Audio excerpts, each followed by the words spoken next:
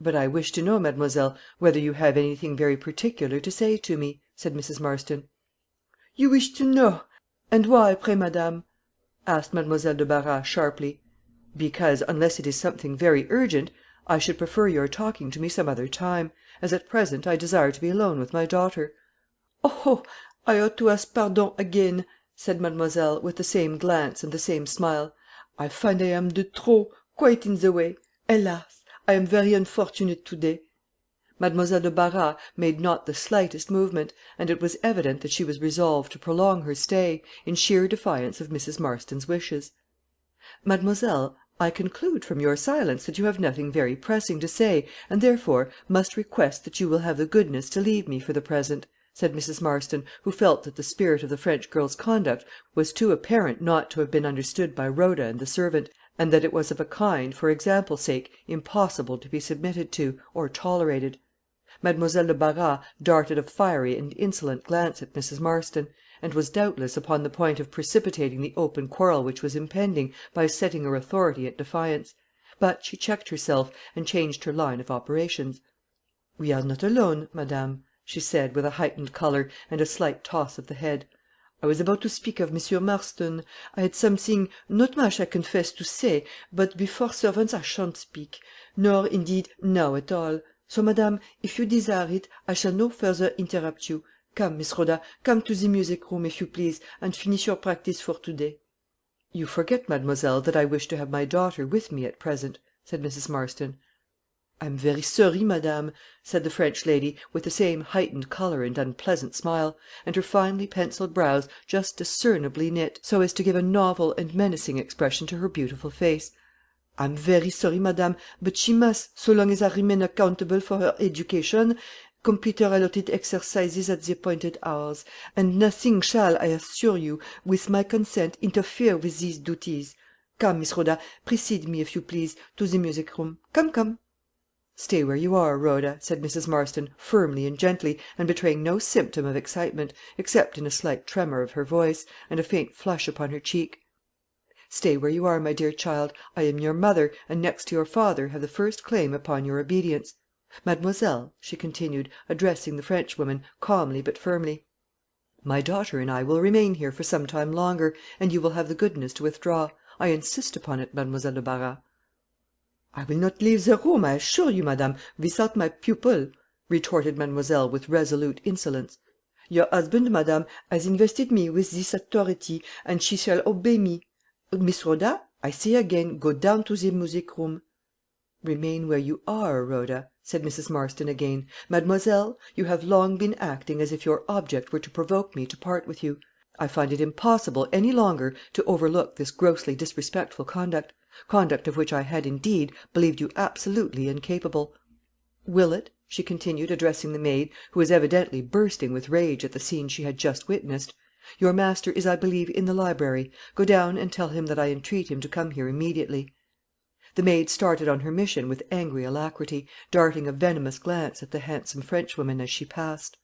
Mademoiselle de Barras, meanwhile, sat, listless and defiant, in her chair, and tapping her little foot with angry excitement upon the floor. Rhoda sat close by her mother, holding her hand fast, and looking frightened, perplexed, and as if she were on the point of weeping. Mrs. Marston, though flushed and excited, yet maintained her dignified and grave demeanour; and thus, in silence, did they all three await the arrival of the arbiter to whom Mrs. Marston had so promptly appealed. A few minutes more, and Marston entered the room.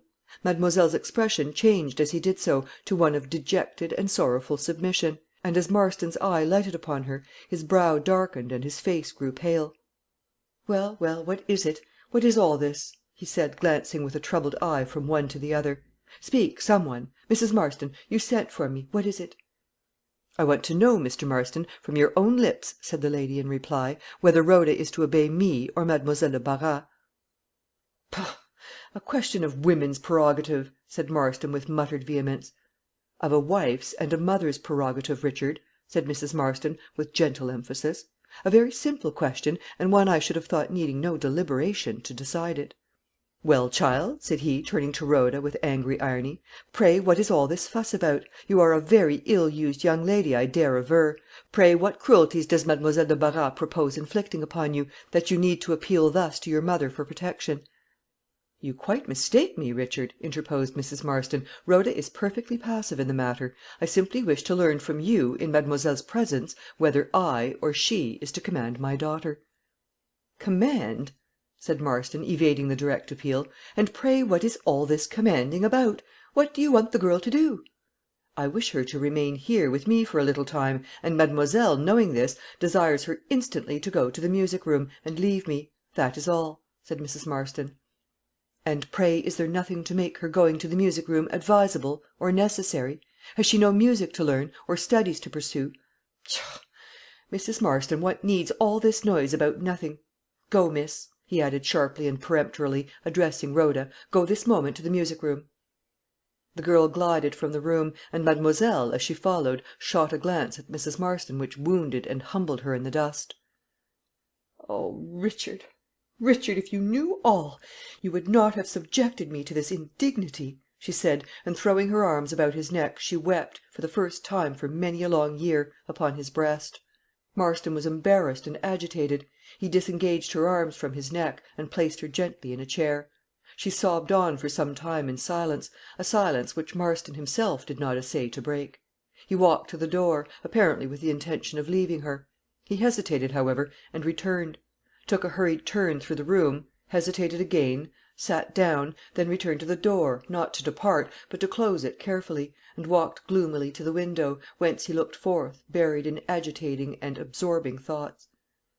"Richard, to you this seems a trifling thing, but indeed it is not so," said Mrs. Marston, sadly.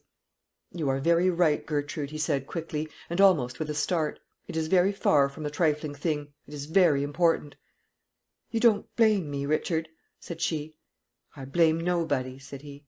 "Indeed, I never meant to offend you, Richard," she urged. "Of course not. No, I never said so," he interrupted sarcastically. "What could you gain by that?"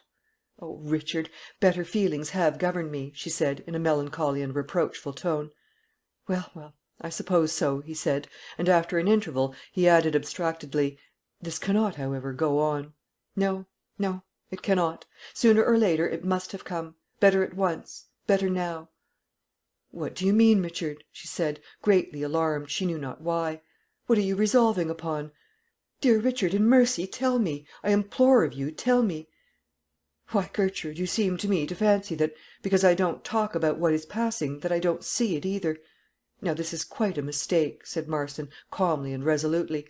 "I have long observed your growing dislike of Mademoiselle de Barras. I have thought it over. This fracas of to day has determined me. It is decisive. I suppose you now wish her to go, as earnestly as you once wished her to stay. You need not answer. I know it. I neither ask nor care to whose fault I am to attribute these changed feelings.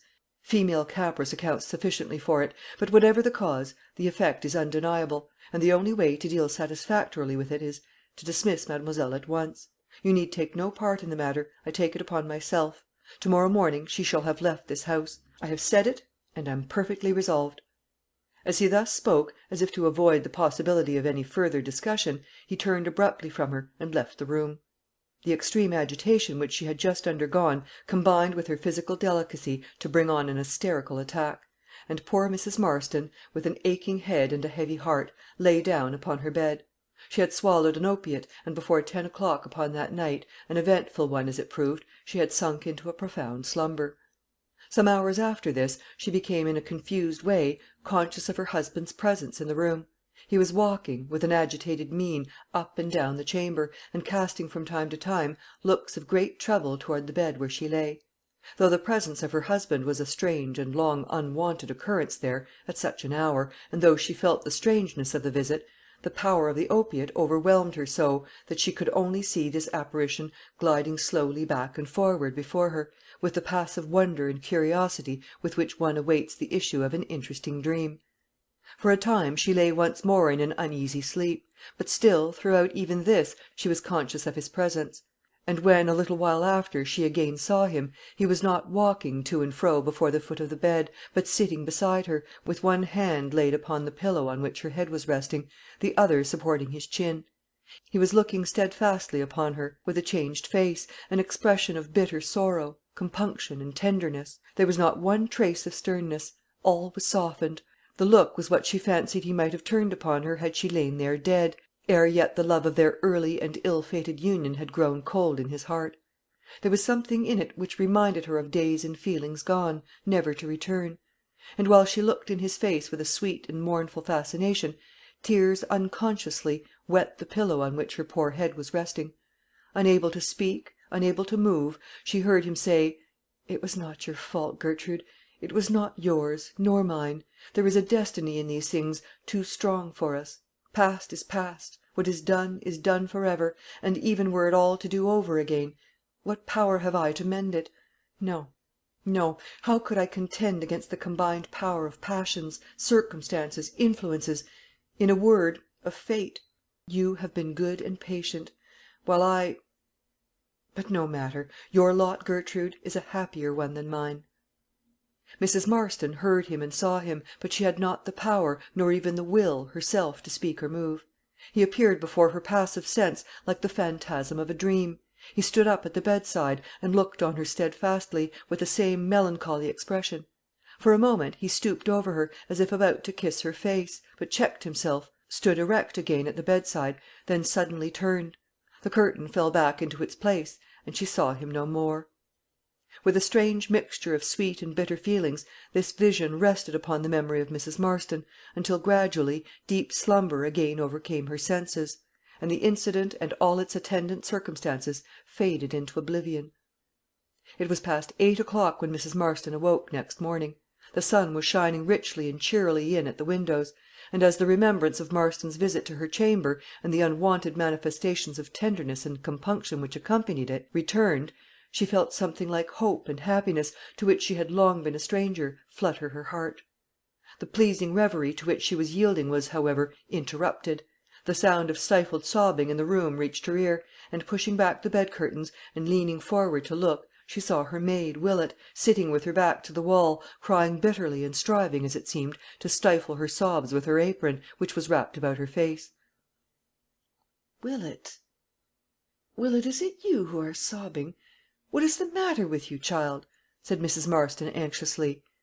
The girl checked herself, dried her eyes hastily, and walking briskly to a little distance, as if engaged in arranging the chamber, she said, with an affectation of carelessness, "Oh, ma'am, it is nothing nothing at all, indeed, ma'am." Mrs. Marston remained silent for a time, while all her vague apprehensions returned. Meanwhile the girl continued to shove the chairs hither and thither, and to arrange and disarrange everything in the room with a fidgety industry, intended to cover her agitation. A few minutes, however, served to weary her of this, for she abruptly stopped, stood by the bedside, and looking at her mistress, burst into tears. "Good God, what is it?" said Mrs. Marston, shocked and even terrified, while new alarms displaced her old ones. "Is Miss Rhoda can it be is my darling well?" "Oh, yes, ma'am," answered the maid, "very well, ma'am. She is up and out walking, and knows nothing of all this." "All what?" urged Mrs. Marston. Tell me, Willett, what has happened? What is it? Speak, child, say what it is." "Oh, ma'am, oh, my poor dear mistress," continued the girl, and stopped, almost stifled with sobs. "Willett, you must speak. You must say what is the matter. I implore of you, desire you," urged the distracted lady. Still the girl, having made one or two ineffectual efforts to speak, continued to sob. "Willett, you will drive me mad. For mercy's sake, for God's sake, speak. Tell me what it is," cried the unhappy lady. "Oh, ma'am, it is about the master," sobbed the girl. "Why, he is not oh, merciful God, he has not hurt himself," she almost screamed. "No, ma'am, no, not himself, no, but," and again she hesitated. "But what? Speak out, Willett, dear Willett, have mercy on me, and speak out," cried her wretched mistress. "Oh, ma'am, don't be fretted, don't take it to heart, ma'am," said the maid, clasping her hands together in anguish. "Anything, Willett, only speak at once," she answered. "Well, ma'am, it is soon said, it is easy told. The master, ma'am, the master is gone with the Frenchwoman. They went in the travelling coach last night, ma'am. He is gone away with her, ma'am. That is all." Mrs. Marston looked at the girl with a gaze of stupefied, stony terror. Not a muscle of her face moved; not one heaving respiration showed that she was living. Motionless, with this fearful look fixed upon the girl, and her thin hands stretched towards her, she remained, second after second. At last her outstretched hands began to tremble more and more violently; and, as if for the first time the knowledge of this calamity had reached her, with a cry as though body and soul were parting, she fell back motionless in her bed. Several hours had passed before Mrs. Marston was restored to consciousness. To this state of utter insensibility one of silent, terrified stupor succeeded. It was not until she saw her daughter Rhoda standing at her bedside, weeping, that she found voice and recollection to speak. "My child, my darling, my poor child!" she cried, sobbing piteously, as she drew her to her heart, and looked in her face alternately. "My darling child!" Rhoda could only weep, and return her poor mother's caresses in silence. Too young and inexperienced to understand the full extent and nature of this direful calamity, the strange occurrence, the general and apparent consternation of the whole household, and the spectacle of her mother's agony, had filled her with fear, perplexity, and anguish. Scared and stunned with a vague sense of danger, like a young bird that for the first time cowers under a thunderstorm, she nestled in her mother's bosom. There, with a sense of protection, and of boundless love and tenderness, she lay frightened, wondering, and weeping. Section 11. 2 or 3 days passed, and Dr. Danvers came and sat for several hours with poor Mrs. Marston. To comfort and console were of course out of his power. The nature of the bereavement, far more terrible than death, its recent occurrence, the distracting consciousness of all its complicated consequences, rendered this a hopeless task. She bowed herself under the blow with the submission of a broken heart. The hope to which she had clung for years had vanished. The worst that ever her imagination feared had come in earnest. One idea was now constantly present in her mind. She felt a sad but immovable assurance that she should not live long, and the thought, "What will become of my darling when I am gone? Who will guard and love my child when I am in my grave? To whom is she to look for tenderness and protection then?" perpetually haunted her, and superadded the pangs of a still wilder despair to the desolation of a broken heart. It was not for more than a week after this event that one day Willett, with a certain air of anxious mystery, entered the silent and darkened chamber where Mrs. Marston lay. She had a letter in her hand. The seal and handwriting were Mr. Marston's. It was long before the injured wife was able to open it. When she did so, the following sentences met her eye: "Gertrude, you can be ignorant neither of the nature nor of the consequences of the decisive step I have taken. I do not seek to excuse it. For the censure of the world, its meddling and mouthing hypocrisy, I care absolutely nothing. I have long set it at defiance. And you yourself, Gertrude, when you deliberately reconsider the circumstances of estrangement and coldness under which, though beneath the same roof we have lived for many years, without either sympathy or confidence, can scarcely, if at all, regret the rupture of a tie which had long ceased to be anything better than an irksome and galling formality. I do not desire to attribute to you the smallest blame. There was an incompatibility, not of temper, but of feelings, which made us strangers though calling one another man and wife. Upon this fact I rest my own justification. Our living together under these circumstances was, I daresay, equally undesired by us both. It was, in fact, but a deference to the formal hypocrisy of the world. At all events, the irrevocable act which separates us for ever is done, and I have now merely to state so much of my intentions as may relate in any wise to your future arrangements. I have written to your cousin and former guardian, Mr. Latimer, telling him how matters stand between us. You, I told him, shall have, without opposition from me, the whole of your own fortune to your own separate use, together with whatever shall be mutually agreed upon as reasonable, from my income, for your support and that of my daughter. It will be necessary to complete your arrangements with expedition, as I purpose returning to Grey Forest in about 3 weeks; and as of course a meeting between you and those by whom I shall be accompanied is wholly out of the question, you will see the expediency of losing no time in adjusting everything for yours and my daughter's departure. In the details, of course, I shall not interfere. I think I have made myself clearly intelligible, and would recommend your communicating at once with Mr. Latimer, with a view to completing temporary arrangements until your final plans shall have been decided upon. Richard Marston." The reader can easily conceive the feelings with which this letter was perused. We shall not attempt to describe them. Nor shall we weary his patience by a detail of all the circumstances attending Mrs. Marston's departure. Suffice it to mention that, in less than a fortnight after the receipt of the letter which we have just copied, she had for ever left the mansion of Gray Forest. In a small house, in a sequestered part of the rich county of Warwick, the residence of Mrs. Marston and her daughter was for the present fixed; and there, for a time, the heartbroken and desolate lady enjoyed, at least, the privilege of an immunity from the intrusions of all external trouble. But the blow, under which the feeble remains of her health and strength were gradually to sink, had struck too surely home, and from month to month, almost from week to week, the progress of decay was perceptible. Meanwhile, though grieved and humbled, and longing to comfort his unhappy mother, Charles Marston, for the present absolutely dependent upon his father, had no choice but to remain at Cambridge, and to pursue his studies there. At Gray Forest, Marston and the partner of his guilt continued to live. The old servants were all gradually dismissed, and new ones hired by Mademoiselle de Barras. There they dwelt, shunned by everybody, in a stricter and more desolate seclusion than ever.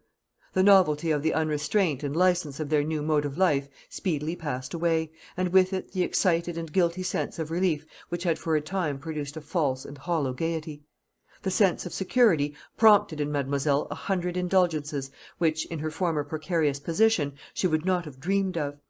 Outbreaks of temper, sharp and sometimes violent, began to manifest themselves on her part, and renewed disappointment and blacker remorse to darken the soul of Marston himself.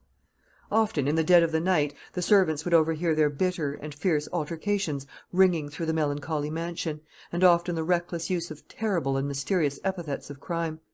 Their quarrels increased in violence and in frequency, and before 2 years had passed, feelings of bitterness, hatred, and dread alone seemed to subsist between them. Yet upon Marston she continued to exercise a powerful and mysterious influence. There was a dogged, apathetic submission on his part, and a growing insolence on hers, constantly more and more strikingly visible. Neglect, disorder, and decay too, were more than ever apparent in the dreary air of the place. Dr. Danvers, save by rumour and conjecture, knew nothing of Marston and his abandoned companion. He had more than once felt a strong disposition to visit Gray Forest, and expostulate face to face with its guilty proprietor. This idea, however, he had, upon consideration, dismissed; not on account of any shrinking from the possible repulses and affronts to which the attempt might subject him, but from a thorough conviction that the endeavour would be utterly fruitless for good, while it might, very obviously, expose him to painful misinterpretation and suspicion, and leave it to be imagined that he had been influenced, if by no meaner motive, at least by the promptings of a coarse curiosity. Meanwhile he maintained a correspondence with Mrs. Marston, and had even once or twice since her departure visited her. Latterly, however, this correspondence had been a good deal interrupted, and its intervals had been supplied occasionally by Rhoda, whose letters, although she herself appeared unconscious of the mournful event the approach of which they too plainly indicated, were painful records of the rapid progress of mortal decay. He had just received one of those ominous letters at the little post office in the town we have already mentioned, and, full of the melancholy news it contained, Dr. Danvers was returning slowly towards his home. As he rode into a lonely road, traversing an undulating tract of some 3 miles in length, the singularity, it may be, of his costume attracted the eye of another passenger, who was, as it turned out, no other than Marston himself. For 2 or 3 miles of this desolate road their ways happened to lie together. Marston's first impulse was to avoid the clergyman. His second, which he obeyed, was to join company, and ride along with him, at all events for so long as would show that he shrank from no encounter which fortune or accident presented. There was a spirit of bitter defiance in this, which cost him a painful effort. "How do you do, Parson Danvers?" said Marston, touching his hat with the handle of his whip. Danvers thought he had seldom seen a man so changed in so short a time. His face had grown sallow and wasted, and his figure slightly stooped, with an appearance almost of feebleness. "Mr. Marston," said the clergyman, gravely and almost sternly, though with some embarrassment, "it is a long time since you and I have seen one another, and many and painful events have passed in the interval. I scarce know upon what terms we meet. I am prompted to speak to you, and in a tone, perhaps, which you will hardly brook; and yet, if we keep company, as it seems likely we may, I cannot, and I ought not, to be silent." "Well, Mr. Danvers, I accept the condition. Speak what you will," said Marston, with a gloomy promptitude. "If you exceed your privilege, and grow uncivil, I need but use my spurs, and leave you behind me preaching to the winds."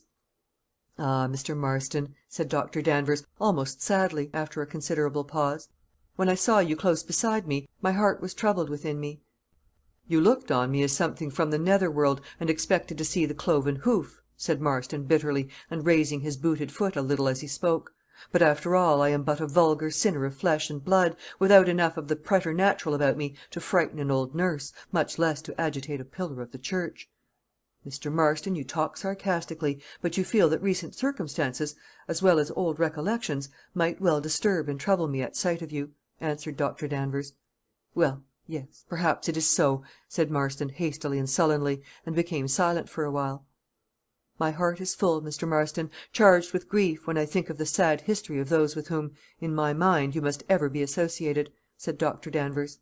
"Ay, to be sure," said Marston, with stern impatience; "but then you have much to console you. You have got your comforts and your respectability; all the dearer, too, from the contrast of other people's misfortunes and degradations. Then you have your religion, moreover."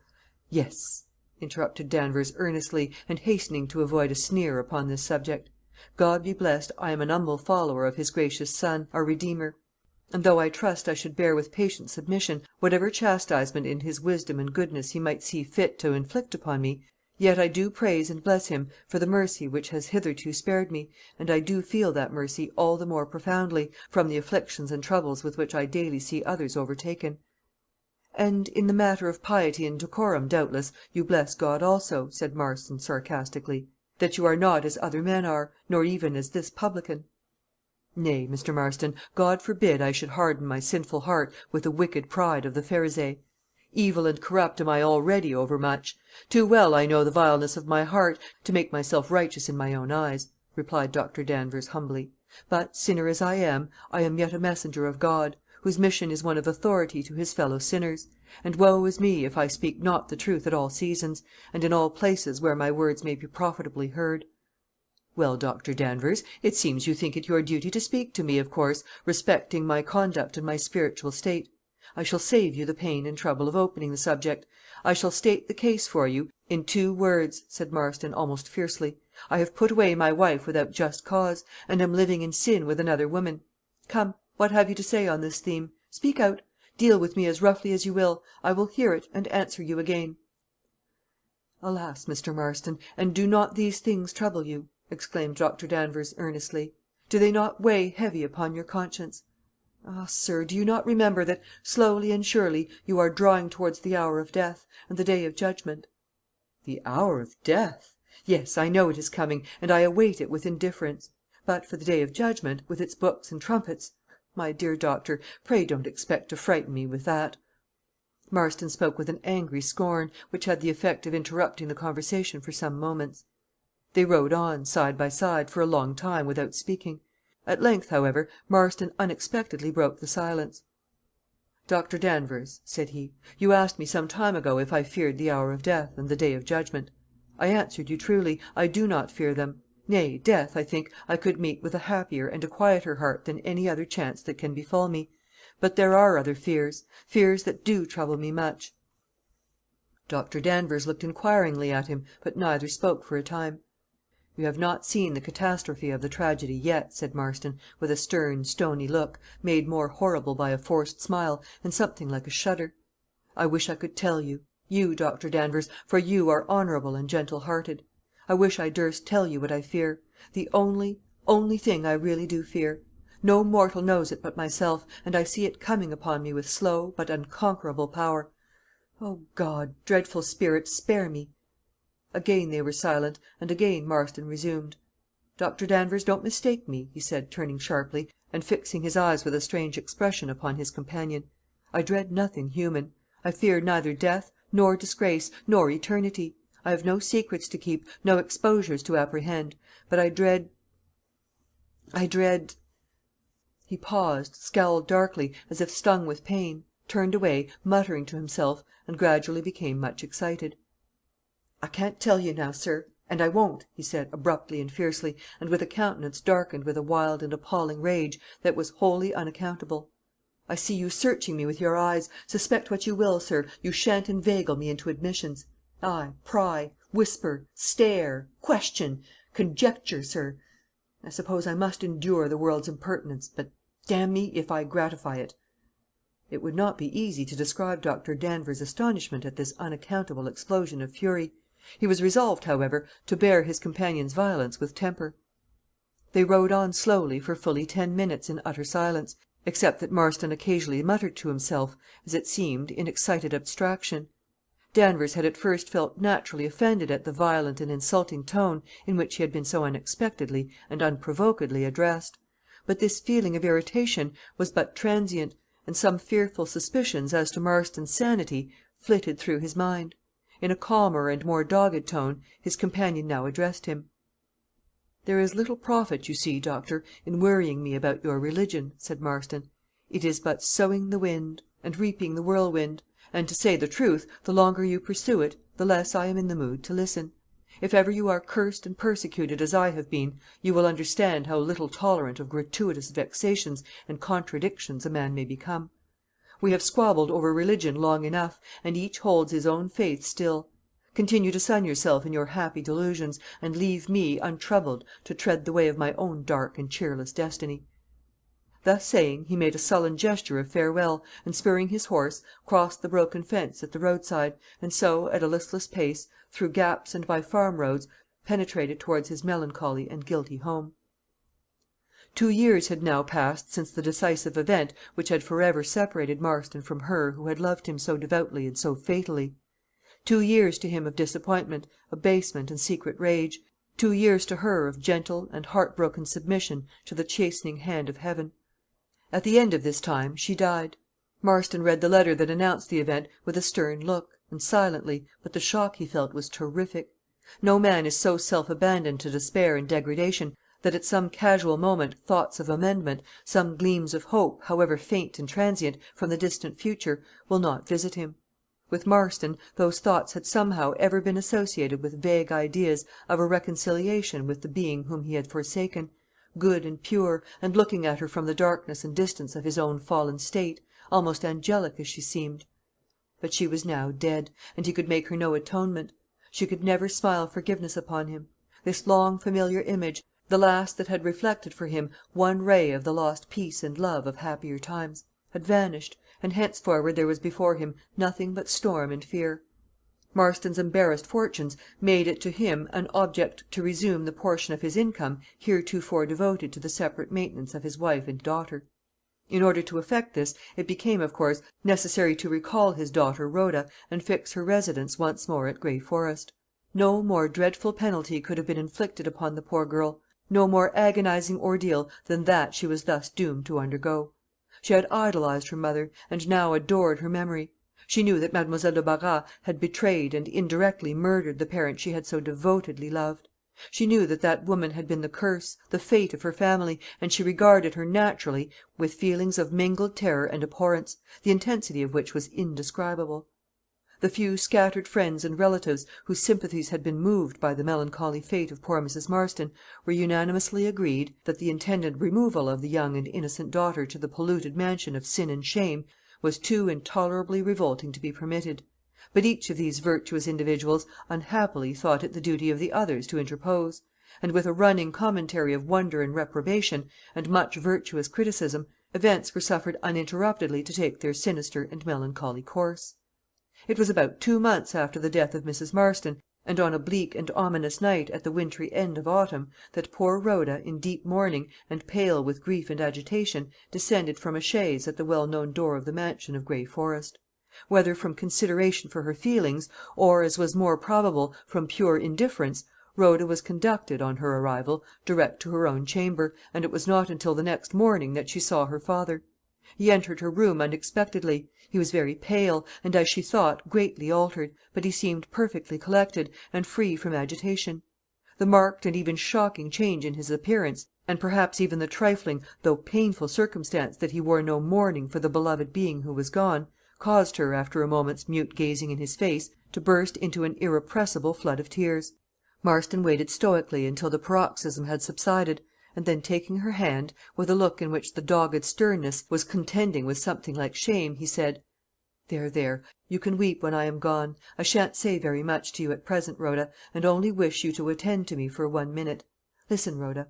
The lady whom you have been in the habit," here he slightly averted his eyes, of calling Mademoiselle de Barras is no longer so. She is married. She is my wife, and consequently you will treat her with the respect due to," he would have said a mother, but could not, and supplied the phrase by adding, "to that relation." Rhoda was unable to speak, but almost unconsciously bowed her head in token of attention and submission, and her father pressed her hand more kindly, as he continued: "I have always found you a dutiful and obedient child, Rhoda, and expected no other conduct from you. Mrs. Marston will treat you with proper kindness and consideration, and desires me to say that you can, whenever you please, keep strictly to yourself, and need not, unless you feel so disposed, attend the regular meals of the family. This privilege may suit your present depressed spirits, and you must not scruple to use it." After a few words more, Marston withdrew, leaving his daughter to her reflections, and bleak and bitter enough they were. Section 12. Some weeks passed by, and perhaps we shall best consult our reader's ease by substituting for the formal precision of narrative a few extracts from the letters which Rhoda wrote to her brother, still at Cambridge. These will convey her own impressions respecting the scenes and personages among whom she was now to move. "The house and place are much neglected, and the former in some parts suffered almost to go to decay. The windows broken in the last storm, nearly 8 months ago, they tell me, are still unmended, and the roof, too, unrepaired. The pretty garden near the well among the lime trees, that our darling mother was so fond of, is all but obliterated with weeds and grass, and since my first visit I have not had heart to go near it again. All the old servants are gone, new faces everywhere. I have been obliged several times, through fear of offending my father, to join the party in the drawing room. You may conceive what I felt at seeing mademoiselle in the place once filled by our dear mamma. I was so choked with sorrow, bitterness, and indignation, and my heart so palpitated, that I could not speak, and I believe they thought I was going to faint. Mademoiselle looked very angry, but my father pretending to show me, heaven knows what, from the window, led me to it, and the air revived me a little. Mademoiselle, for I cannot call her by her new name, is altered a good deal, more, however, in the character than in the contour of her face and figure. Certainly, however, she has grown a good deal fuller, and her colour is higher, and whether it is fancy or not, I cannot say, but certainly it seems to me that the expression of her face has acquired something habitually lowering and malicious, and which, I know not how, inspires me with an undefinable dread. She has, however, been tolerably civil to me, but seems contemptuous and rude to my father, and I am afraid he is very wretched. I have seen them exchange such looks, and overheard such intemperate and even appalling altercations between them, as indicate something worse and deeper than ordinary ill will. This makes me additionally wretched, especially as I cannot help thinking that some mysterious cause enables her to frighten and tyrannize over my poor father. I sometimes think he absolutely detests her; yet, though fiery altercations ensue, he ultimately submits to this bad and cruel woman. Oh, my dear Charles, you have no idea of the shocking, or rather the terrifying, reproaches I have heard interchanged between them, as I accidentally passed the room where they were sitting, such terms as have sent me to my room, feeling as if I were in a horrid dream, and made me cry and tremble for hours after I got there. I see my father very seldom, and when I do, he takes but little notice of me. Poor Willett, you know, returned with me. She accompanies me in my walks, and is constantly dropping hints about mademoiselle, from which I know not what to gather. I often fear that my father has some secret and mortal ailment. He generally looks ill, and sometimes quite wretchedly. He came twice lately to my room, I think to speak to me on some matter of importance, but he said only a sentence or two, and even these broken and incoherent. He seemed unable to command spirits for the interview, and indeed he grew so agitated and strange that I was alarmed, and felt greatly relieved when he left me. I do not, you see, disguise my feelings, dear Charles. I do not conceal from you the melancholy and anguish of my present situation. How intensely I long for your promised arrival! I have not a creature to whom I can say one word in confidence, except poor Willett, who, though very good-natured and really dear to me, is yet far from being a companion. I sometimes think my intense anxiety to see you here is almost selfish, for I know you will feel as acutely as I do the terrible change observable everywhere. But I cannot help longing for your return, dear Charles, and counting the days and the very hours till you arrive. Be cautious in writing to me, not to say anything which you would not wish mademoiselle to see, for Willett tells me that she knows that she often examines and even intercepts the letters that arrive, and though Willett may be mistaken, and I hope she is, yet it is better that you should be upon your guard. Ever since I heard this, I have brought my letters to the post office myself, instead of leaving them with the rest upon the hall table, and you know it is a long walk for me. I go to church every Sunday, and take Willett along with me. No one from this seems to think of doing so but ourselves. I see the Mervyns there. Mrs. Mervyn is particularly kind, and I know that she wishes to offer me an asylum at Newton Park, and you cannot think with how much tenderness and delicacy she conveys the wish. But I dare not hint the subject to my father, and earnestly as I desire it, I could not but feel that I should go there, not to visit, but to reside. And so, even in this, in many respects, delightful project, is mingled a bitter apprehension of dependence, something so humiliating that, kindly and delicately as the offer is made, I could not bring myself to embrace it. I have a great deal to say to you, and long to see you. These extracts will enable the reader to form a tolerably accurate idea of the general state of affairs at Grey Forest. Some particulars must, however, be added. Marston continued to be the same gloomy and joyless being as heretofore; sometimes moody and apathetic, sometimes wayward and even savage, but never for a moment at ease, never social, an isolated, disdainful, ruined man. One day, as Rhoda sat and read under the shade of some closely interwoven evergreens, in a lonely and sheltered part of the neglected pleasure grounds, with her honest maid Willett in attendance, she was surprised by the sudden appearance of her father, who stood unexpectedly before her. Though his attitude for some time was fixed, his countenance was troubled with anxiety and pain, and his sunken eyes rested upon her with a fiery and fretted gaze. He seemed lost in thought for a while, and then, touching Willett sharply on the shoulder, said abruptly, "Go, I shall call you when you are wanted. Walk down that alley." And as he spoke, he indicated with his walking cane the course he desired her to take. When the maid was sufficiently distant to be quite out of hearing, Marston sat down beside Rhoda upon the bench, and took her hand in silence. His grasp was cold, and alternately relaxed and contracted with an agitated uncertainty, while his eyes were fixed upon the ground, and he seemed meditating how to open the conversation. At last, as if suddenly awaking from a fearful reverie, he said, "You correspond with Charles?" "Yes, sir," she replied, with the respectful formality prescribed by the usages of the time. "We correspond regularly." "Ay, ay. And pray, when did you last hear from him?" he continued. "About a month since, sir," she replied. "Ah! and was there nothing strange, nothing mysterious and menacing in his letter? Come, you know what I speak of." He stopped abruptly, and stared in her face with an agitated gaze. "No, indeed, sir, there was not anything of the kind," she replied. "I have been greatly shocked, I may say incensed," said Marston, excitedly, "by a passage in his last letter to me. Not that it says anything specific, but it amazes me, it enrages me." He again checked himself, and Rhoda, much surprised and even shocked, said stammeringly, I'm sure, sir, that dear Charles would not intentionally say or do anything that could offend you." "Ah, as to that, I believe so too; but it is not with him I am indignant. No, poor Charles, I believe he is, as you say, disposed to conduct himself as a son ought to, respectfully and obediently. Yes, Charles is very well, but I fear he is leading a bad life, notwithstanding, a very bad life. He is becoming subject to influences which never visit or torment the good. Believe me, he is." Marston shook his head, and muttered to himself, with a look of almost craven anxiety, and then whispered to his daughter, "Just read this, and then tell me, is it not so? Read it, and pronounce." As he thus spoke, he placed in her hand the letter of which he had spoken, and with the passage to which he invited her attention folded down.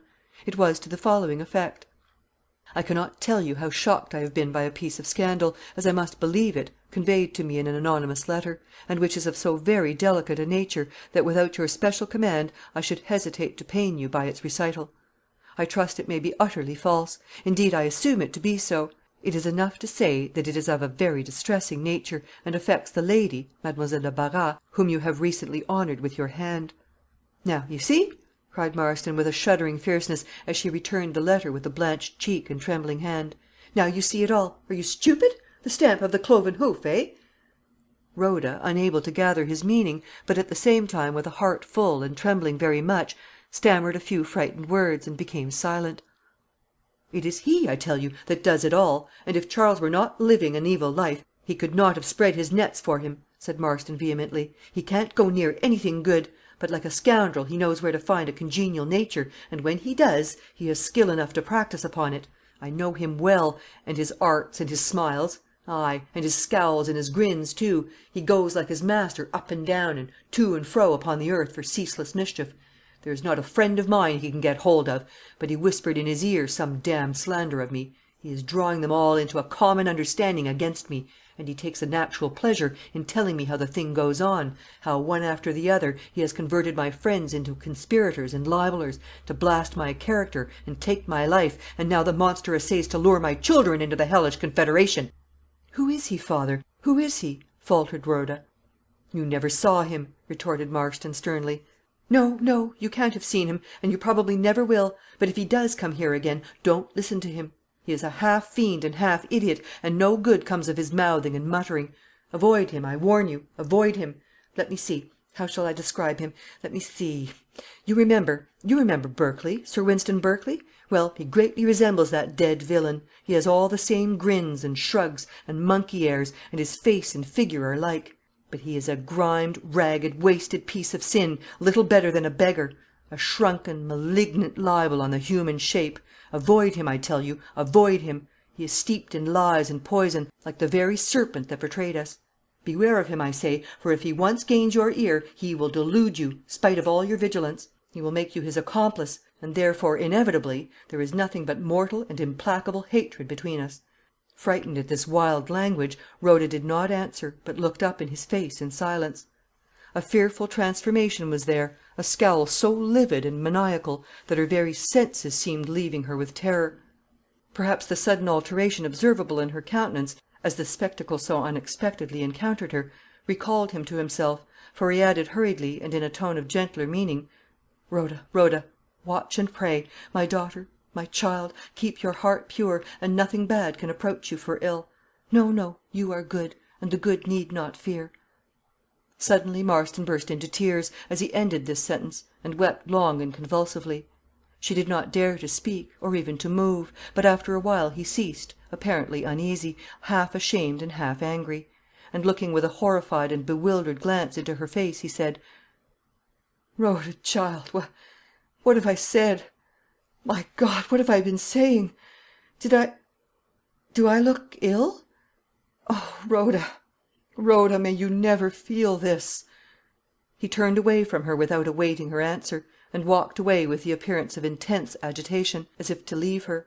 He turned again, however, and with a face pallid and sunken as death, approached her slowly. "Rhoda," said he, "don't tell what I have said to any one, don't, I conjure you, even to Charles. I speak too much at random, and say more than I mean, a foolish rambling habit, so do not repeat one word of it, not one word, to any living mortal. You and I, Rhoda, must have our little secrets." He ended with an attempt at a smile, so obviously painful and fear-stricken that as he walked hurriedly away, the astounded girl burst into a bitter flood of tears. What could be the meaning of the shocking scene she had then been forced to witness? She dared not answer the question. Yet one ghastly doubt haunted her like her shadow, a suspicion that the malignant and hideous light of madness was already glaring upon his mind. As, leaning upon the arm of her astonished attendant, she retracted her steps, the trees, the flowers, the familiar hall door, the echoing passages, every object that met her eye, seemed strange and unsubstantial, and she gliding on among them in a horrid dream. Section 13. Time passed on. There was no renewal of the painful scene which dwelt so sensibly in the affrighted imagination of Rhoda. Marston's manner was changed towards her. He seemed shy, cowed, and uneasy in her presence, and thenceforth she saw less than ever of him. Meanwhile the time approached which was to witness the long expected, and by Rhoda the intensely prayed for, arrival of her brother. Some 4 or 5 days before this event, Mr. Marston, having, as he said, some business in Chester, and further designing to meet his son there, took his departure from Grey Forest, leaving poor Rhoda to the guardianship of her guilty stepmother; and although she had seen so little of her father, yet the very consciousness of his presence had given her a certain confidence and sense of security, which vanished at the moment of his departure. Fear-stricken and wretched as he had been, his removal, nevertheless, seemed to her to render the lonely and inauspicious mansion still more desolate and ominous than before. She had, with a vague and instinctive antipathy, avoided all contact and intercourse with Mrs. Marston, or as, for distinctness' sake, we shall continue to call her Mademoiselle, since her return, and she on her part had appeared to acquiesce in a sort of scornful nonchalance, in the tacit understanding that she and her former pupil should see and hear as little as might be of one another.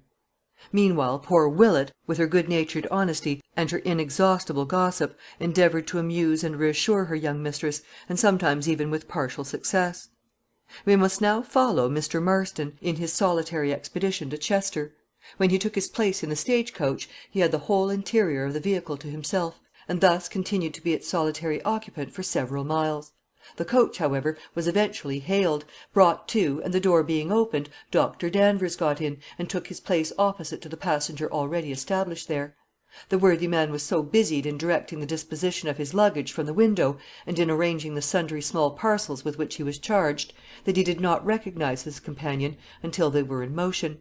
When he did so, it was with no very pleasurable feeling; and it is probable that Marston, too, would have gladly escaped the coincidence which thus reduced them once more to the temporary necessity of a tête-à-tête. Embarrassing as each felt the situation to be, there was, however, no avoiding it, and after a recognition and a few forced attempts at conversation, they became, by mutual consent, silent and uncommunicative. The journey, though in point of space a mere trifle, was, in those slow coach days, a matter of fully 5 hours' duration, and before it was completed the sun had set, and darkness began to close. Whether it was that the descending twilight dispelled the painful constraint under which Marston had seemed to labour, or that some more purely spiritual and genial influence had gradually dissipated the repulsion and distrust with which at first he had shrunk from a renewal of intercourse with Dr. Danvers, he suddenly accosted him thus: "Dr. Danvers, I have been 50 times on the point of speaking to you, confidentially of course, while sitting here opposite to you, what I believe I could scarcely bring myself to hint to any other man living. Yet I must tell it, and soon too, or I fear it will have told itself." Dr. Danvers intimated his readiness to hear and advise if desired; and Marston resumed abruptly after a pause: "Pray, Dr. Danvers, have you heard any stories of an odd kind? Any surmises? I don't mean of a moral sort, for those I hold very cheap, to my prejudice. Indeed, I should hardly say to my prejudice. I mean, I ought to say, in short, have you heard people remark upon any fancied eccentricities, or that sort of thing, about me?" He put the question with obvious difficulty, and at last seemed to overcome his own reluctance with a sort of angry and excited self-contempt and impatience. Dr. Danvers was a little puzzled by the interrogatory, and admitted, in reply, that he did not comprehend its drift. "Dr. Danvers," he resumed, sternly and dejectedly, "I told you, in the chance interview we had some months ago, that I was haunted by a certain fear. I did not define it, nor do I think you suspect its nature.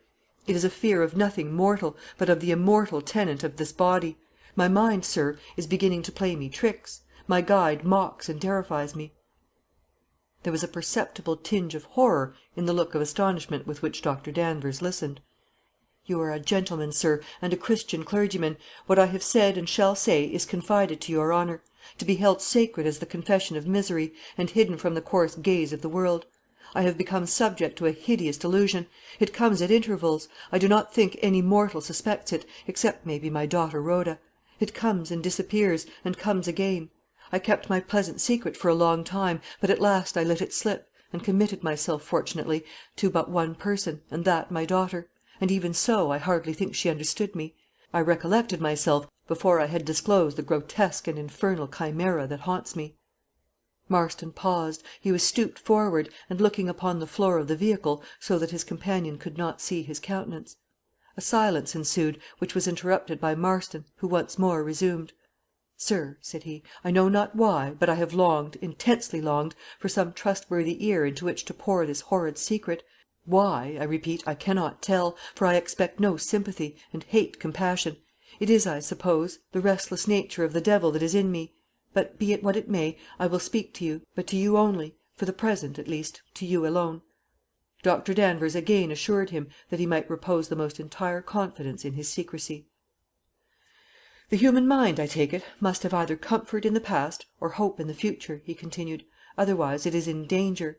To me, sir, the past is intolerably repulsive; one boundless, barren, and hideous Golgotha of dead hopes and murdered opportunities. The future, still blacker and more furious, peopled with dreadful features of horror and menace, and losing itself in utter darkness. Sir, I do not exaggerate, between such a past and such a future I stand upon this miserable present, and the only comfort I still am capable of feeling is, that no human being pities me, that I stand aloof from the insults of compassion and the hypocrisies of sympathetic morality, and that I can safely defy all the respectable scoundrels in Christendom to enhance by one feather's weight the load which I myself have accumulated, and which I myself hourly and unaided sustain."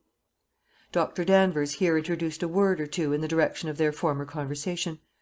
"No, sir, there is no comfort from that quarter either," said Marston, bitterly. "You but cast your seeds, as the parable terms your teaching, upon the barren sea, in wasting them on me.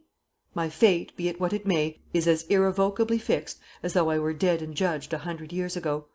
This cursed dream," he resumed abruptly, "that every day enslaves me more and more, has reference to that occurrence about Winston Berkley. He is the hero of the hellish illusion. At certain times, sir, it seems to me as if he, though dead, were still invested with a sort of spurious life, going about unrecognised, except by me, in squalor and contempt, and whispering away my fame and life; labouring with the malignant industry of a fiend to involve me in the meshes of that special perdition from which alone I shrink, and to which this emissary of hell seems to have predestined me. Sir, this is a monstrous and hideous extravagance, a delusion, but after all no more than a trick of the imagination. The reason, the judgment is untouched. I cannot choose but see all the damned phantasmagoria, but I do not believe it real, and this is the difference between my case and madness." They were now entering the suburbs of Chester, and Dr. Danvers, pained and shocked beyond measure by this unlooked for disclosure, and not knowing what remark or comfort to offer, relieved his temporary embarrassment by looking from the window, as though attracted by the flash of the lamps, among which the vehicle was now moving. Marston, however, laid his hand upon his arm, and thus recalled him, for a moment, to a forced attention. "It must seem strange to you, doctor, that I should trust this cursed secret to your keeping," he said, "and, truth to say, it seems so to myself. I cannot account for the impulse, the irresistible power of which has forced me to disclose this hateful mystery to you, but the fact is this: beginning like a speck, this one idea has gradually darkened and dilated, until it has filled my entire mind. The solitary consciousness of the gigantic mastery it has established there had grown intolerable. I must have told it. The sense of solitude under this aggressive and tremendous delusion was agony, hourly death to my soul. That is the secret of my talkativeness, my sole excuse for plaguing you with the dreams of a wretched hypochondriac." Dr. Danvers assured him that no apologies were needed, and was only restrained from adding the expression of that pity which he really felt, by the fear of irritating a temper so full of bitterness, pride, and defiance. A few minutes more, and the coach having reached its destination, they bid one another farewell, and parted. At that time there resided in a decent mansion about a mile from the town of Chester a dapper little gentleman, whom we shall call Dr. Parkes. This gentleman was the proprietor and sole professional manager of a private asylum for the insane, and enjoyed a high reputation, and a proportionate amount of business, in his melancholy calling. It was about the second day after the conversation we have just sketched, that this little gentleman, having visited, according to his custom, all his domestic patients, was about to take his accustomed walk in his somewhat restricted pleasure grounds, when his servant announced a visitor. "A gentleman," he repeated. "You have seen him before, eh?" "No, sir," replied the man. "He is in the study, sir." "Ah, a professional call. Well, we shall see." So saying, the little gentleman summoned his gravest look, and hastened to the chamber of audience. On entering, he found a man dressed well, but gravely, having in his air and manner something of high breeding; in countenance striking, dark featured and stern, furrowed with the lines of pain or thought, rather than of age, although his dark hairs were largely mingled with white. The physician bowed, and requested the stranger to take a chair. He, however, nodded slightly and impatiently, as if to intimate an intolerance of ceremony, and advancing a step or two, said abruptly, "My name, sir, is Marston. I have come to give you a patient." The doctor bowed with a still deeper inclination, and paused for a continuance of the communication thus auspiciously commenced. "You are Dr. Parkes, I take it for granted," said Marston, in the same tone. "Your most obedient, humble servant, sir," replied he, with the polite formality of the day, and another grave bow. "Doctor," demanded Marston, fixing his eye upon him sternly, and significantly tapping his own forehead, "can you stay execution?" The physician looked puzzled. hesitated, and at last requested his visitor to be more explicit. "Can you," said Marston, with the same slow and stern articulation, and after a considerable pause, "can you prevent the malady you profess to cure? Can you meet and defeat the enemy half way? Can you scare away the spirit of madness before it takes actual possession, and while it is still only hovering about its threatened victim?" "Sir," he replied, "in certain cases, in very many indeed, the enemy, as you well call it, may thus be met, and effectually worsted at a distance. Timely interposition, in 90 cases out of 100, is everything; and I assure you, I hear your question with much pleasure, inasmuch as I assume it to have reference to the case of the patient about whom you desire to consult me, and who is therefore, I hope, as yet merely menaced with the misfortune from which you would save him." Section 14. "I myself am that patient, sir," said Marston, with an effort. "Your surmise is right. I am not mad, but unequivocally menaced with madness. It is not to be mistaken. Sir, there is no misunderstanding the tremendous and intolerable signs that glare upon my mind." "And pray, sir, have you consulted your friends or your family upon the course best to be pursued?" inquired Dr. Parkes, with grave interest. "No, sir," he answered sharply, and almost fiercely. "I have no fancy to make myself the subject of a writ de lunatico inquirendo. I don't want to lose my liberty and my property at a blow. The course I mean to take has been advised by no one but myself, is known to no other. I now disclose it, and the causes of it, to you, a gentleman, and my professional adviser, in the expectation that you will guard with the strictest secrecy my spontaneous revelations. This you promise me?" "Certainly, Mr. Marston, I have neither the disposition nor the right to withhold such a promise," answered the physician. "Well, then, I will first tell you the arrangement I propose, with your permission, to make, and then I shall answer all your questions respecting my own case," resumed Marston, gloomily. "I wish to place myself under your care, to live under your roof, reserving my full liberty of action. I must be free to come and to go as I will; and, on the other hand, I undertake that you shall find me an amenable and docile patient enough. In addition, I stipulate that there shall be no attempt whatever made to communicate with those who are connected with me. These terms agreed upon, I place myself in your hands. You will find in me, as I said before, a deferential patient, and I trust not a troublesome one. I hope you will excuse my adding, that I shall myself pay the charge of my sojourn here from week to week, in advance." The proposed arrangement was a strange one, and although Dr. Parkes dimly foresaw some of the embarrassments which might possibly arise from his accepting it, there was yet so much that was reasonable as well as advantageous in the proposal, that he could not bring himself to decline it. The preliminary arrangement concluded, Dr. Parkes proceeded to his more strictly professional investigation. It is of course needless to recapitulate the details of Marston's tormenting fancies, with which the reader has indeed been already sufficiently acquainted. Dr. Parkes, having attentively listened to the narrative, and satisfied himself as to the physical health of his patient, was still sorely puzzled as to the probable issue of the awful struggle already but too obviously commenced between the mind and its destroyer in the strange case before him. One satisfactory symptom unquestionably was, the as yet transitory nature of the delusion, and the evident and energetic tenacity with which reason contended for her vital ascendancy. It was a case, however, which for many reasons sorely perplexed him, but of which, notwithstanding, he was disposed, whether rightly or wrongly the reader will speedily see, to take by no means a decidedly gloomy view. Having disburdened his mind of this horrible secret, Marston felt for a time a sense of relief amounting almost to elation. With far less of apprehension and dismay than he had done so for months before, he that night repaired to his bedroom. There was nothing in his case, Dr. Parkes believed, to warrant his keeping any watch upon Marston's actions, and accordingly he bid him good night, in the full confidence of meeting him, if not better, at least not worse, on the ensuing morning. He miscalculated, however. Marston had probably himself been conscious of some coming crisis in his hideous malady, when he took the decisive step of placing himself under the care of Dr. Parkes. Certain it is, that upon that very night the disease broke forth in a new and appalling development. Dr. Parkes, whose bedroom was next to that occupied by Marston, was awakened in the dead of night by a howling, more like that of a beast than a human voice, and which gradually swelled into an absolute yell. Then came some horrid laughter and entreaties, thick and frantic; then again the same unearthly howl. The practised ear of Dr. Parkes recognised but too surely the terrific import of those sounds. Springing from his bed, and seizing the candle which always burned in his chamber, in anticipation of such sudden and fearful emergencies, he hurried with a palpitating heart, and, spite of his long habituation to such scenes as he expected, with a certain sense of horror, to the chamber of his aristocratic patient. Late as it was, Marston had not yet gone to bed. His candle was still burning, and he himself, half dressed, stood in the centre of the floor, shaking and livid, his eyes burning with the preterhuman fires of insanity.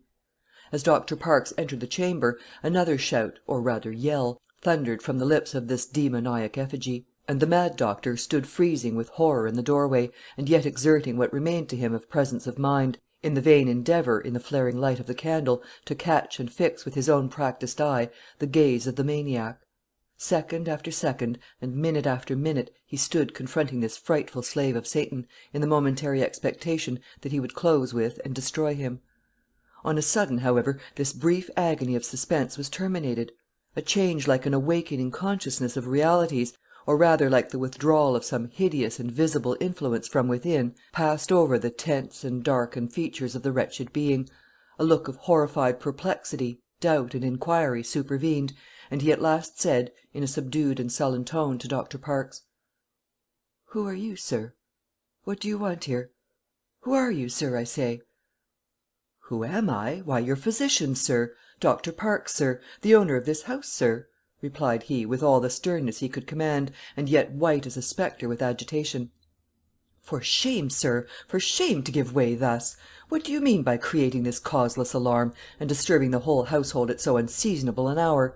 For shame, sir! Go to your bed. Undress yourself this moment. For shame!" Dr. Parkes, as he spoke, was reassured by the arrival of one of his servants, alarmed by the unmistakable sounds of violent frenzy. He signed, however, to the man not to enter, feeling confident, as he did, that the paroxysm had spent itself. "Ay, ay," muttered Marston, looking almost sheepishly. "Dr. Parkes, to be sure. What was I thinking of? How cursedly absurd! And this," he continued, glancing at his sword, which he threw impatiently upon a sofa as he spoke.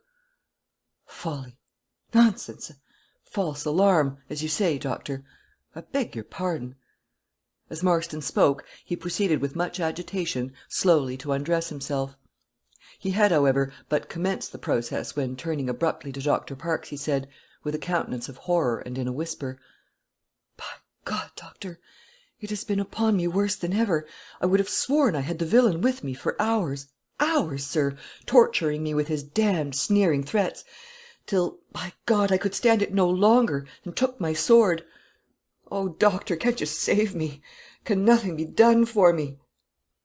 Pale, covered with dews of horror, he uttered these last words in accents of such imploring despair as might have borne across the dreadful gulf the prayer of Dives for that one drop of water which never was to cool his burning tongue. When Rhoda learned that her father, on leaving Grey Forest, had fixed no definite period for his return, she began to feel her situation at home so painful and equivocal that, having taken honest Willett to counsel, she came at last to the resolution of accepting the often conveyed invitation of Mrs. Mervyn, and sojourning, at all events until her father's return, at Newton Park. "My dear young friend," said the kind lady, as soon as she heard Rhoda's little speech to its close, "I can scarcely describe the gratification with which I see you here, the happiness with which I welcome you to Newton Park, nor indeed the anxiety with which I constantly contemplating your trying and painful position at Grey Forest. Indeed, I ought to be angry with you for having refused me this happiness so long; but you have made amends at last, though indeed it was impossible to have deferred it longer. You must not fancy, however, that I will consent to lose you so soon as you seem to have intended.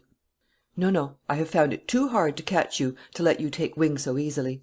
Besides, I have others to consult as well as myself, and persons, too, who are just as anxious as I am to make a prisoner of you here." The good Mrs. Mervyn accompanied these words with looks so sly, and emphasis so significant, that Rhoda was fain to look down, to hide her blushes; and, compassionating the confusion she herself had caused, the kind old lady led her to the chamber which was henceforward, so long as she consented to remain, to be her own apartment. How that day was passed, and how fleetly its hours sped away, it is needless to tell.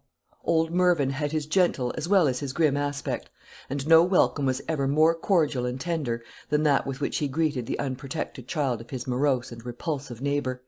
It would be impossible to convey any idea of the countless assiduities and the secret delight with which young Mervyn attended their rambles. The party were assembled at supper.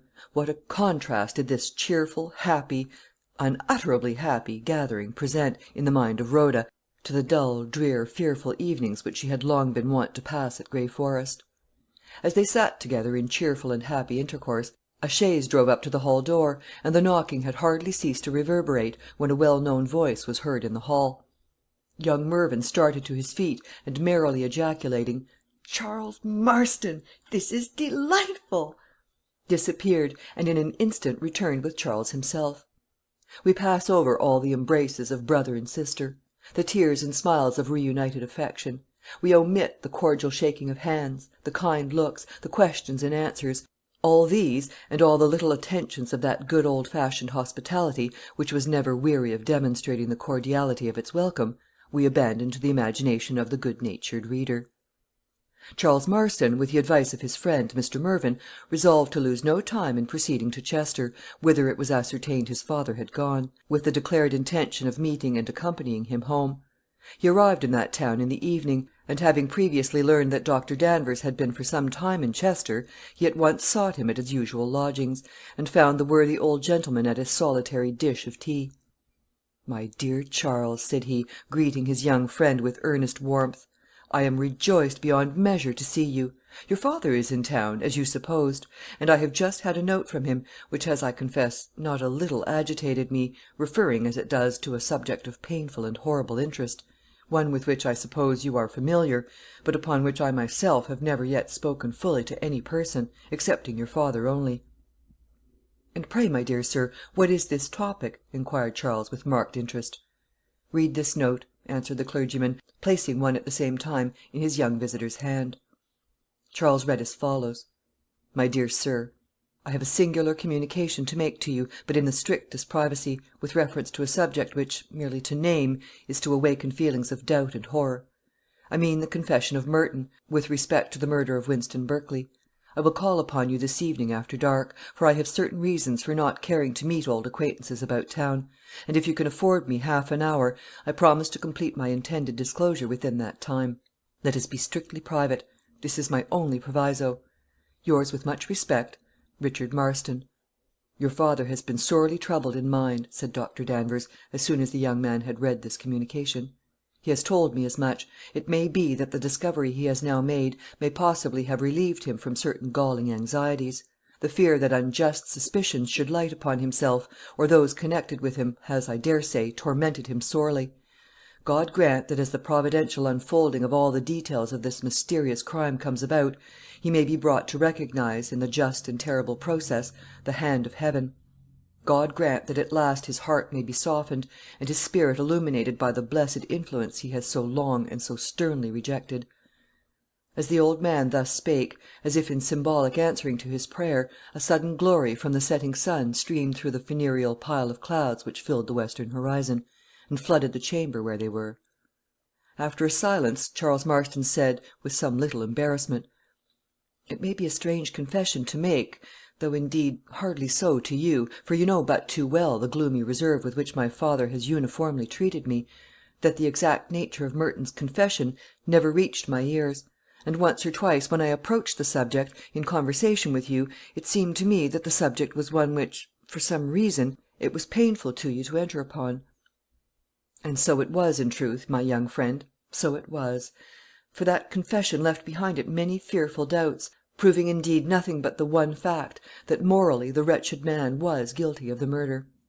Charles, urged by a feeling of the keenest interest, requested Dr. Danvers to detail to him the particulars of the dying man's narration. "Willingly," answered Dr. Danvers, with a look of gloom, and heaving a profound sigh. "Willingly, for you have now come to an age when you may safely be entrusted with secrets affecting your own family, and which, although, thank God, as I believe they in no respect involve the honour of any one of its members, yet might deeply involve its peace and its security against the assaults of vague and horrible slander. Here, then, is the narrative. Merton, when he was conscious of the approach of death, qualified, by a circumstantial and detailed statement, the absolute confession of guilt which he had at first sullenly made. In this he declared that the guilt of design and intention only was his, that in the act itself he had been anticipated. He stated that from the moment when Sir Wynston's servant had casually mentioned the circumstance of his master's usually sleeping with his watch and pocket book under his pillow, the idea of robbing him had taken possession of his mind. With the idea of robbing him, under the peculiar circumstances, his servant sleeping in the apartment close by, and the slightest alarm being, in all probability, sufficient to call him to the spot, the idea of anticipating resistance by murder had associated itself. He had contended against these haunting and growing solicitations of Satan with an earnest agony. He had intended to leave his place and fly from the mysterious temptation which he felt he wanted power to combat, but accident or fate prevented him. In a state of ghastly excitement, he had, on the memorable night of Sir Wynston's murder, proceeded, as had afterwards appeared in evidence, by the back stair to the baronet's chamber. He had softly stolen into it, and gone to the bedside, with the weapon in his hand. He drew his breath for the decisive stroke, which was to bereave the supposedly sleeping man of life; and when, stretching his left hand under the clothes, it rested upon a dull, cold corpse, and at the same moment his right hand was immersed in a pool of blood. He dropped the knife, recoiled a pace or so. With a painful effort, however, he again grasped with his hand to recover the weapon he had suffered to escape, and secured, as it afterwards turned out, not the knife with which he had meditated the commission of his crime, but the dagger which was afterwards found where he had concealed it. He was now fully alive to the horror of his situation. He was compromised as fully as if he had in very deed driven home the weapon. To be found under such circumstances would convict him as surely as if 50 eyes had seen him strike the blow. He had nothing now for it but flight; and in order to guard himself against the contingency of being surprised from the door opening upon the corridor, he bolted it, then groped under the murdered man's pillow for the booty which had so fatally fascinated his imagination. Here he was disappointed. What further happened you already know. Section 15. Charles listened with breathless attention to this recital, and after a painful interval said, "Then the actual murderer is, after all, unascertained. This is indeed horrible. It was very natural that my father should have felt the danger to which such a disclosure would have exposed the reputation of our family; yet I should have preferred encountering it, were it 10 times as great, to the equivocal prudence of suppressing the truth with respect to a murder committed under my roof." "He has, however, it would seem, arrived at some new conclusions," said Dr. Danvers, "and is now prepared to throw some unanticipated light upon the whole transaction." Even as they were talking, a knocking was heard at the hall door, and after a brief and hurried consultation, it was agreed that, considering the strict condition of privacy attached to this visit by Mr. Marston himself, as well as his reserved and wayward temper, it might be better for Charles to avoid presenting himself to his father on this occasion. A few seconds afterwards the door opened, and Mr. Marston entered the apartment. It was now dark, and the servant, unbidden, placed candles upon the table. Without answering one word to Dr. Danvers' greeting, Marston sat down, as it seemed, in agitated abstraction. Removing his hat suddenly, for he had not even made this slight homage to the laws of courtesy, he looked round with a careworn, fiery eye, and a pale countenance, and said, "We are quite alone, Dr. Danvers? No one anywhere near?" Dr. Danvers assured him that all was secure. After a long and agitated pause, Marston said, "You remember Merton's confession. He admitted his intention to kill Berkley, but denied that he was the actual murderer. He spoke truth. No one knew it better than I. For I am the murderer." Dr. Danvers was so shocked and overwhelmed that he was utterly unable to speak. "Ay, sir, in point of law and of morals, literally and honestly, the murderer of Wynston Berkley. I am resolved you shall know it all. Make what use of it you will, I care for nothing now but to get rid of the damned, unsustainable secret, and that is done. I did not intend to kill the scoundrel when I went to his room; but with the just feelings of exasperation with which I regarded him, it would have been wiser had I avoided the interview; and I meant to have done so, but his candle was burning, I saw the light through the door, and went in. It was his evil fortune to indulge in his old strain of sardonic impertinence. He provoked me. I struck him. He struck me again, and with his own dagger I stabbed him 3 times. I did not know what I had done. I could not believe it. I felt neither remorse nor sorrow. Why should I? But the thing was horrible, astounding. There he sat in the corner of his cushioned chair, with the old fiendish smile on still. Sir, I never thought that any human shape could look so dreadful. I don't know how long I stayed there, freezing with horror and detestation, and yet unable to take my eyes from the face. Did you see it in the coffin? Sir, there was a sneer of triumph on it that was diabolic and prophetic." Marston was fearfully agitated as he spoke, and repeatedly wiped from his face the cold sweat that gathered there. "I could not leave the room by the back stairs," he resumed, "for the valet slept in the intervening chamber. I felt such an appalled antipathy to the body that I could scarcely muster courage to pass it. But, sir, I am not easily cowed. I mastered this repugnance in a few minutes, or rather I acted spite of it, I knew not how. But instinctively it seemed to me that it was better to lay the body in the bed than leave it where it was, showing, as its position might, that the thing occurred in an altercation. So, sir, I raised it, and bore it softly across the room, and laid it in the bed; and while I was carrying it, it swayed forward, the arms glided round my neck, and the head rested against my cheek. That was a parody upon a brotherly embrace. I do not know at what moment it was, but some time when I was carrying Winston, or laying him in the bed," continued Marston, who spoke rather like one pursuing a horrible reverie than as a man relating facts to a listener, "I heard a light tread, and a soft breathing in the lobby. A thunderclap would have stunned me less that minute. I moved softly, holding my breath, to the door. I believe, in moments of strong excitement, men hear more acutely than at other times. But I thought I heard the rustling of a gown going from the door again. I waited. It ceased. I waited until all was quiet. I then extinguished the candle, and groped my way to the door. There was a faint light in the corridor, and I thought I saw a head projected from the chamber door, next to the Frenchwoman's, mademoiselle's. As I came on, it was softly withdrawn, and the door not quite noiselessly closed. I could not be absolutely certain, but I learned all afterward. And now, sir, you have the story of Sir Wynston's murder." Dr. Danvers groaned in spirit, being wrung alike with fear and sorrow. With hands clasped and head bowed down, in an exceeding bitter agony of soul, he murmured only the words of the litany: "Lord, have mercy upon us. Christ, have mercy upon us. Lord, have mercy upon us." Marston had recovered his usual lowering aspect and gloomy self-possession in a few moments, and was now standing erect and defiant before the humbled and afflicted minister of God. The contrast was terrible, almost sublime. Dr. Danvers resolved to keep this dreadful secret, at least for a time, to himself. He could not make up his mind to inflict upon those whom he loved so well as Charles and Rhoda the shame and agony of such a disclosure. Yet he was sorely troubled, for his was a conflict of duty and mercy, of love and justice. He told Charles Marston, when urged with earnest inquiry, that what he had heard that evening was intended solely for his own ear, and gently but peremptorily declined telling, at least until some future time, the substance of his father's communication. Charles now felt it necessary to see his father, for the purpose of letting him know the substance of the letter respecting Mademoiselle and the late Sir Wynston which had reached him. Accordingly he proceeded, accompanied by Dr. Danvers, on the next morning, to the hotel where Marston had intimated his intention of passing the night. On their inquiring for him in the hall, the porter appeared much perplexed and disturbed, and as they pressed him with questions, his answers became conflicting and mysterious.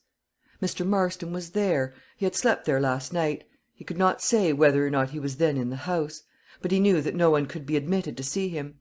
He would, if the gentlemen wished it, send their cards to, not Mr. Marston, but the proprietor; and finally he concluded by begging that they would themselves see the proprietor, and dispatched a waiter to apprise him of the circumstances of the visit. There was something odd and even sinister in all this, which, along with the whispering and the curious glances of the waiters, who happened to hear the errand on which they came, inspired the two companions with vague misgivings, which they did not care mutually to disclose. In a few moments they were shown into a small sitting room upstairs, where the proprietor, a fussy little gentleman, and apparently very uneasy and frightened, received them. "We have called here to see Mr. Marston," said Dr. Danvers, "and the porter has referred us to you." "Yes, sir, exactly, precisely so," answered the little man, fidgeting excessively, and, as it seemed, growing paler every instant. But in fact, sir, there has been, in short, have you not heard of the The accident?" He wound up with a prodigious effort, and wiped his forehead when he had done. "Pray, sir, be explicit. We are near friends of Mr. Marston. In fact, sir, this is his son," said Dr. Danvers, pointing to Charles Marston; "and we are both uneasy at the reserve with which our inquiries have been met. Do, I entreat you, say what has happened." "Why," hesitated the man, "I would not for £500 it had happened in my house. The unhappy gentleman has, in short," he glanced at Charles, as if afraid of the effect of the disclosure he was on the point of making, and then hurriedly said, "he is dead, sir. He was found dead in his room, this morning, at 8 o'clock. I assure you I have not been myself ever since." Charles Marston was so stunned by this sudden blow that he was upon the point of fainting. Rallying, however, with a strong effort, he demanded to be conducted to the chamber where the body lay. The man assented, but hesitated on reaching the door, and whispered something in the ear of Dr. Danvers, who, as he heard it, raised his hands and eyes with a mute expression of horror, and turning to Charles, said, "My dear young friend, remain where you are for a few moments. I will return to you immediately, and tell you whatever I have ascertained. You are in no condition for such a scene at present." Charles, indeed, felt that the fact was so, and, sick and giddy, suffered Dr. Danvers, with gentle compulsion, to force him to a seat. In silence the venerable clergyman followed his conductor. With a palpitating heart he advanced to the bedside, and twice essayed to draw the curtain, and twice lost courage; but gathering resolution at last, he pulled the drapery aside, and beheld all he was to see again of Richard Marston. The bedclothes were drawn so as nearly to cover the mouth. "There is the wound, sir," whispered the man, as with coarse officiousness he drew back the bedclothes from the throat of the corpse, and exhibited a gash, as it seemed, nearly severing the head from the body. With sickening horror Dr. Danvers turned away from the awful spectacle. He covered his face in his hands, and it seemed to him as if a soft, solemn voice whispered in his ear the mystic words, "Whoso sheddeth man's blood, by man shall his blood be shed." The hand which but a few years before had, unsuspected, consigned a fellow mortal to the grave, had itself avenged the murder. Marston had perished by his own hand. Naturally ambitious and intriguing, the perilous tendencies of such a spirit in Mademoiselle de Barras had never been schooled by the mighty and benignant principles of religion. Of her accidental acquaintance at Rouen of Sir Wynston Berkley, and her subsequent introduction in an evil hour into the family at Grey Forest, it is unnecessary to speak.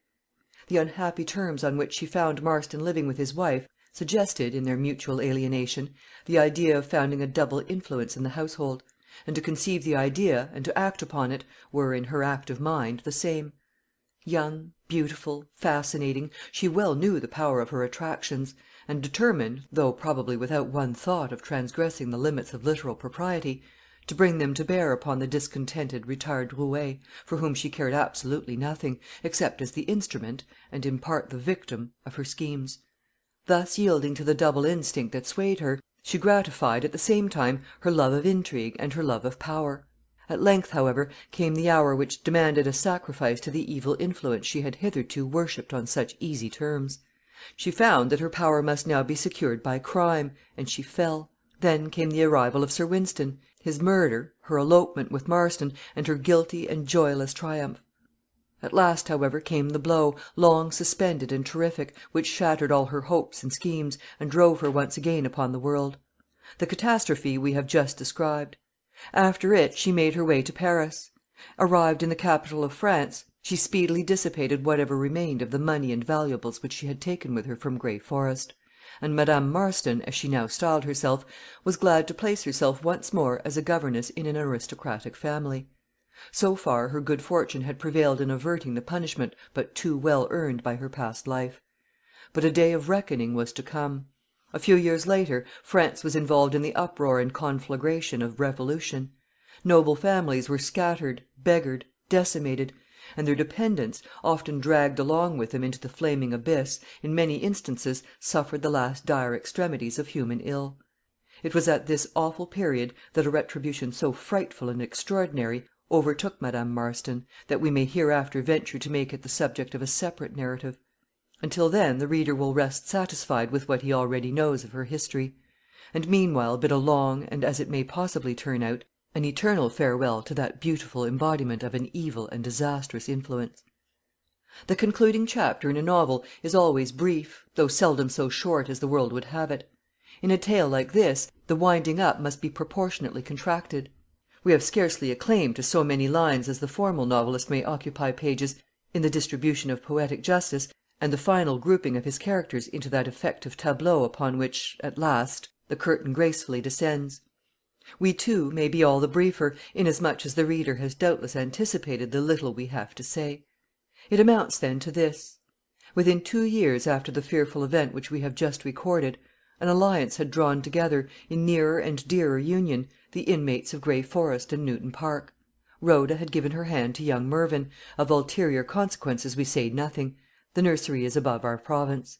And now, at length, after this Christmas journey through somewhat stern and gloomy scenery, in this long deferred flood of golden sunshine, we bid thee, gentle reader, a fond farewell. End of Section 15. End of The Evil Guest, by J. Sheridan Le Fanu.